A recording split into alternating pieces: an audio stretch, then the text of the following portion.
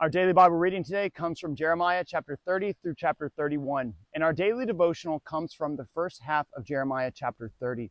And with Jeremiah chapter 30, this is a prophecy that God is giving and God is telling Jeremiah to write. And this prophecy is a prophecy that is speaking of the nation being saved out of their trouble. In verses 1 through 3, this gives us and tells us the time of when this prophecy was given. And pieced together with Jeremiah chapter 32, we see that this prophecy was at a time of where and when it was completing and coming to an end of the 18-month siege upon the city of Jerusalem. So it was a time to where there seemed to be no hope for an end sight for the nation there, that God had forgotten them, and that there was no hope of God ever remembering them. In verses 4 through 7, the Lord talks about the severity that has come upon and that has been their trouble. That it's been so severe that it's like men are groaning and bent over because of how painstaken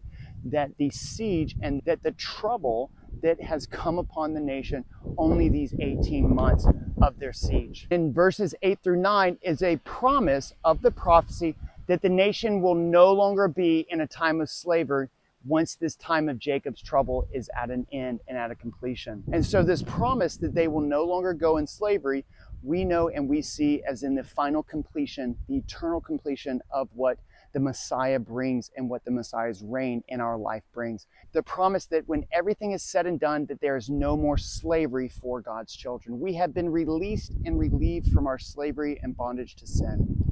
And then in verses 10 through 11, the Lord promises here to gather the nation out of where he is sending them, out from the dispersion that he is sending them into Babylon. And the Lord also promises here that the Lord will correct them.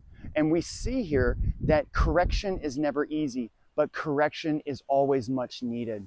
And so I hope that this can be a great encouragement for us today as we go about and we seek and we remember that God, no matter what our troubles are in, God has never forgotten us. That we hold on to and we cling on to God's promise that he has given us through his word. So I hope again this will be a great encouragement to you.